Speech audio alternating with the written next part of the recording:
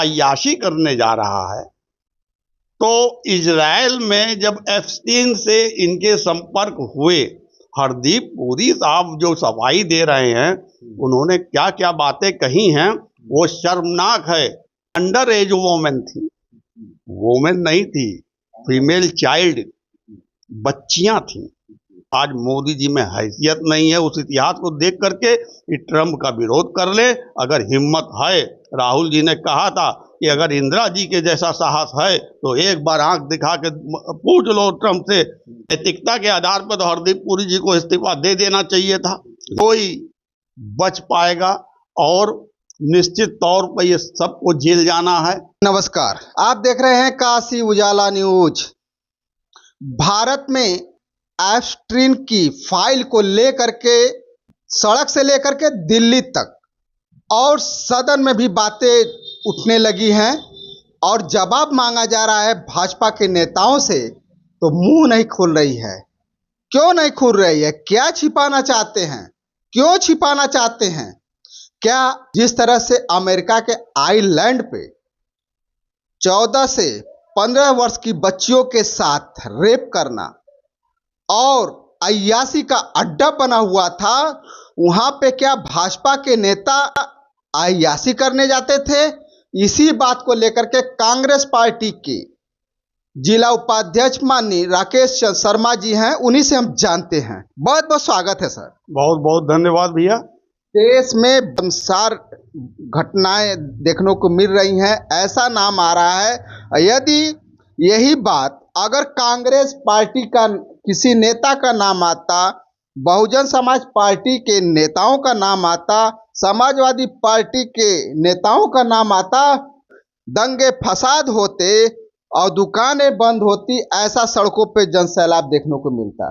लेकिन आज नरेंद्र मोदी जी के पार्टी के एक नेता का, हरदीप पुरी जी का नाम आ रहा है और प्रेस कॉन्फ्रेंस में बड़े सफाई से बोल रहे हैं। इसको लेकर क्या कहना चाहेंगे सर? देखिए, पहले तो मैं ये बता दूं कि जो घर को बनाता है, नून नमक का व्यवस्था करता है, अपने परिवार को खुशहाल रखने का प्रयास करता है, तो वो डिस्ट्रक्टिव कभी नहीं हो सकता। वो कभी भी उस घर को छिन्न भिन्न करने के फिराक में नहीं रहेगा। तो कांग्रेस की तमाम बड़े बड़े नेता थे, ऐसा नहीं है कि वो विदेश नहीं जाते थे, उनकी विदेश नीति नहीं थी।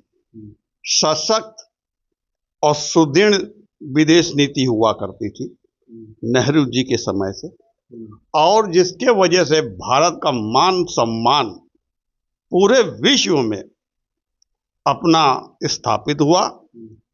और संबंधों के आधार पर हमने भारत के अंदर भी तमाम विकास किए, तमाम संस्थाओं की स्थापना किया, जिसने भारत की जनता के कुछ ना कुछ दिया।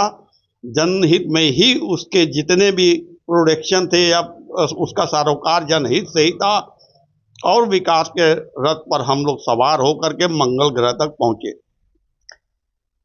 मगर आज की सरकार ने स्वतंत्रता संग्राम के समय से अगर आप ध्यान देंगे तो इसने कभी भी स्वतंत्रता संग्राम सेनानियों की मदद नहीं की, बल्कि उनको कमजोर करने का काम किया, अंग्रेजों की गुलामी की और उनके तलवे चाटते रहे। यही वजह था कि सावरकर जी को 60 रुपया पेंशन आजादी के बाद भी मिलता रहा। तो ये जब जाते हैं, क्योंकि ये अय्याश थे, अगर अय्याश ना होते, ये सत्ता के लोभी अय्याश लोग थे, अगर ये अय्याश ना होते तो मोदी जी जो है 8 करोड़ की गाड़ी से नहीं चलते। जी गए थे वेनिस, तो दिखा रहे थे कि कोट सूट पहन करके और जो है स्टीमर पर बैठ करके वो जो वेनिस में जो नदी है, रिवर है, उस पर अपना सैर कर रहे हैं। ये सब उन्होंने अपने शौक पूरे किए। इजराइल में भी तो गए थे, वहां पे भी तो अपना डांस दिखा रहे थे, अपनी शौक पूरा कर रहे थे ना। वहां तक भी हम आते हैं। हमारा कहने का मतलब है जो अय्याशी करने जा रहा है, तो इजराइल में जब एप्स्टीन से इनके संपर्क हुए, हरदीप पुरी साहब जो सफाई दे रहे हैं, उन्होंने क्या क्या बातें कही हैं वो शर्मनाक है। वह मानवता के लिए, मानवता के मुंह पर कलंक है। उन्होंने कहा अंडर एज वोमेन थी, वोमेन नहीं थी, फीमेल चाइल्ड, बच्चियां थी। इनको, हमें तो समझ ही नहीं आ रहा है कि किस ढंग की उनकी शिक्षा रही, या हमने देखा है कि भाजपा में आने के बाद शिक्षा पर ग्रहण लग जाता है। जैसे हमारे जो मनोज सिन्हा जी राज्यपाल थे, तो उन्होंने कहा गांधी जी पढ़े लिखे ही नहीं थे। राजनाथ सिंह जी जा करके ऊट पटांग बक रहे हैं, जैसे कि मंत्री हैं राज जी बोलते हैं उस ढंग से बोल रहे हैं। इनकी शिक्षा पे ग्रहण लग गया है और वो इस ढंग की बात कर रहे हैं कि अंडर एज वुमेन थे, और क्या था।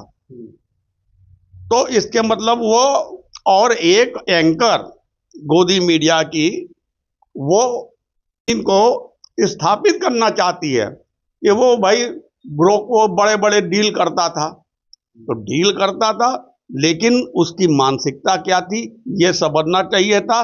उसी मानसिकता के तहत आज जो हरदीप पुरी और मोदी जी फंसे हैं। आप ये बताइए ना, जब डिजिटल इंडिया आने वाला था है 15 में, तो 14 में ही हरदीप पुरी जो है एप्स्टीन को जो है पता चल चुका था कि डिजिटल इंडिया आ रहा है, और जबकि वो लॉन्च हुआ इंडिया में 15 को, तो यहाँ के सीक्रेट्स भी वो ले रहा था। इसके मतलब अब क्यों, कैसे ये वहां तक जा रहे थे, कहीं समय के पहले ही वो लीक कैसे हो गया? हाँ, ये लीक कैसे हो गया जब 15 में आया ही है। तो कहीं ना कहीं डीलों में वो अपना भी लाभ देख रहा था। भारत पर उसकी पूरी पूरी तरीके से नजर थी कि भारत की कमजोरी क्या है, और इन लोगों ने उनको सब कमजोरियां दी। यानी कि इंडिया की भी लड़कियां गई हुई थी उस आइलैंड पे। अभी देखिए, अभी कल ही खुलासा हुआ है कि 20 में, समझे कि नहीं, और जनवरी 2020 में अमेरिका से यहाँ के एम्बेसी को लिखा गया था, लेटर दिया गया था कि वह कोई एक बच्ची है, उसका पता वता खोजे, क्योंकि वहाँ की सरकार पीड़िता को मदद करना चाहती थी, आर्थिक से लेकर के मानसिक और तमाम तरीके की मदद करना चाहती थी। 2020 से आज 2026 आ गया है और भारत के नागरिकों को कोई जानकारी नहीं है। वो अभी कल या परसों में लीक हुआ है, तो हम लोग को पता चला है।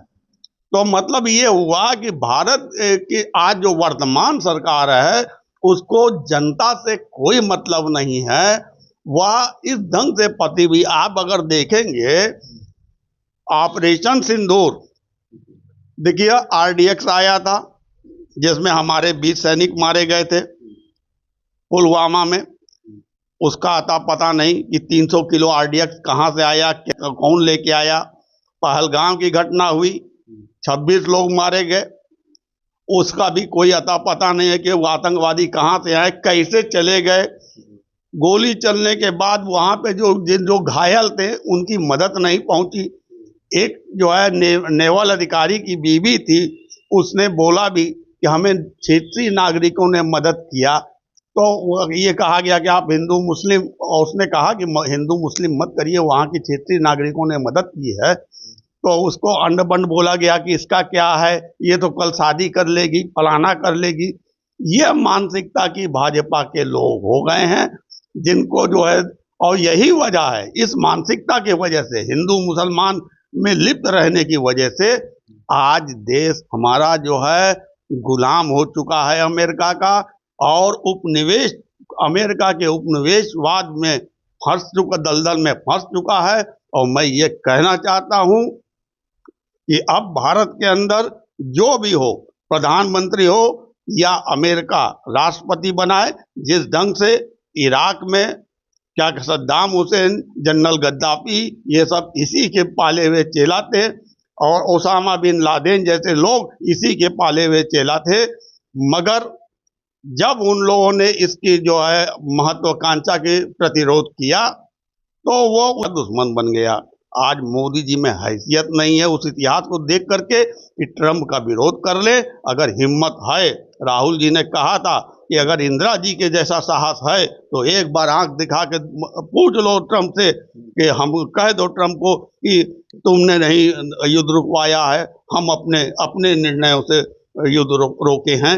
मगर ये कहे नहीं, क्यों नहीं कहे? क्योंकि वो जानते हैं कि उनकी स्थिति क्या होगी। और निश्चित तौर पर इस देश के अंदर अब चाहे राष्ट्रपति बने या प्रधानमंत्री हो, भले ही लोकतांत्रिक व्यवस्था के अंतर्गत उसका चुनाव करा करके ही आए, मगर वो बनेगा तो ट्रंप का ही आदमी बनेगा।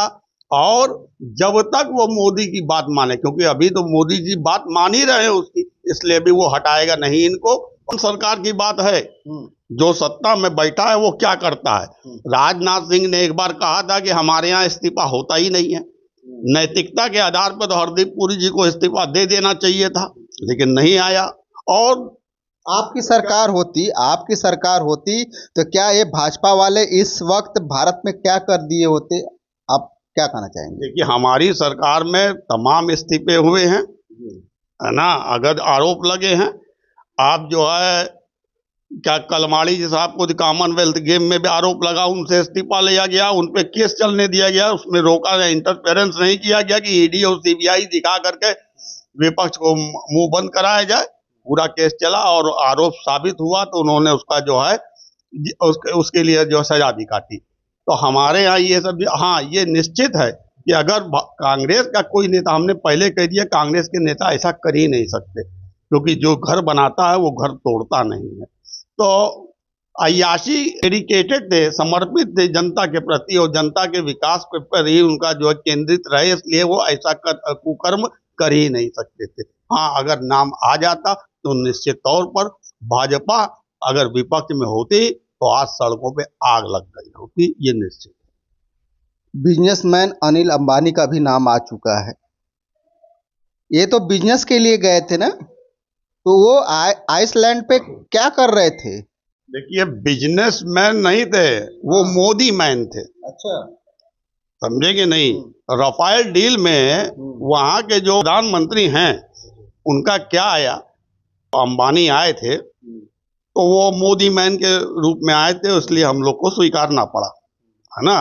बेईमानी देखिए, राफेल तो शुरू हो गई थी इनकी। अंबानी साहब का जो है इस फाइल में इन्होंने एक स्वीडिश लड़की, लंबी सुनहले बाल वाली, जल्दी इंतजाम करो। किसके लिए इंतजाम करो? क्या करना था?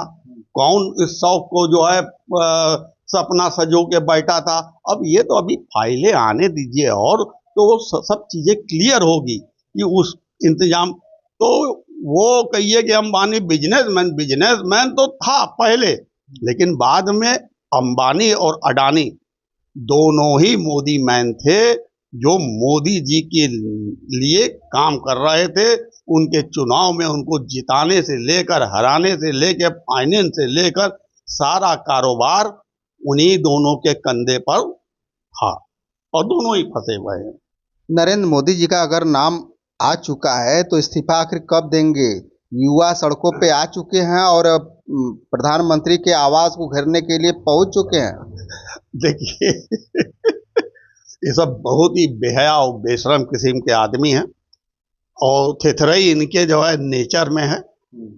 और सत्ता पर क्या, ये इनके इन प्रकार काबिज रहो, ये इनकी सदा से मंशा रही है।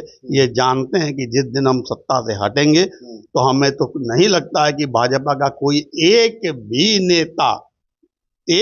नेता, चाहे इनके अपना ओरिजिनल नेता हो पार्टी का, चाहे अन्य दलों से निकल कर गया है, उन्होंने जो बयान और वक्तव्य दिए हैं, कोई बच पाएगा। और निश्चित तौर पर ये सबको जेल जाना है। बस इंतजार है कि ये सत्ता से कब हटेंगे, कैसे हटेंगे, क्योंकि इन्होंने सारे जितने भी, देखिए, लोकतंत्र के जो 4 स्तंभ, मजबूत स्तंभ हैं, न्यायपालिका, कार्यपालिका, विधान पालिका और मीडिया, जो कि समाज के सजग प्रहरी है। समाज के अंदर क्या हो रहा है, क्या नहीं हो रहा, उसको जो आईने की तरह स्पष्ट दिखाता है। मगर ये चारों ही इनके नियंत्रण में है और ये देश की जनता को भ्रमित कर रहे हैं, जिसके और न्याय भी जनता को नहीं मिल पा रहा है। जनता तो सड़क पे उतर रही है, लेकिन चूंकि ईडी सीबीआई जितने भी पुलिस प्रशासन के जो तंत्र हैं उन्हीं को आरोपी बना दे रही है। आप देख नहीं रहे हैं, सोनम वांगचुक सबसे बड़ा उदाहरण खड़ा हुआ है। तो ऐसे लोगों को उन्हीं को आरोपी बना करके जेल में डाल दिया जा रहा है। तो ऐसी स्थिति में जो इनकी तानाशाही पूर्ण रूप में चल रही है, समय आएगा जब आग से कोई खेलता है तो एक समय आ जाता है कि वो आग उसको जला देती है। तो निश्चित तौर पर आने वाले समय में इनकी जो सत्ता भस्म होगी। जिस शंकर की नगरी में से ये जीत के जा रहे हैं वो भी बेईमानी थे। हम मानते हैं कि पहली बार आपको शंकर जी का आशीर्वाद ने कहा हर हर मोदी घर घर मोदी है, तो ठीक है उस समय था, मगर आपके अंदर ईमानदारी नहीं है। आज भोलेनाथ भी नाराज हैं, इसलिए समय पलटेगा और निश्चित तौर पर इनकी सत्ता भी पलटी जाएगी और इनको जेल जाना जरूरी है। बहुत बहुत धन्यवाद सर। अभी हमारी बातें हो रही थी कांग्रेस पार्टी के उपाध्यक्ष माननीय राकेश चंद्र शर्मा जी से। इनके विचार आपको कैसे लगे हमें कमेंट बॉक्स में आप लोग लिखते नहीं हैं, जरूर लिखिए और हमको बताइए कि किस तरह का वीडियो आप देखना चाहते हैं। अगर ये वीडियो आपको अच्छा लगता है तो ज़्यादा से ज़्यादा शेयर कीजिए और सब्सक्राइब कीजिए। फिर मिलेंगे इसी तरह का वीडियो लेकर के, तब तक के लिए नमस्कार।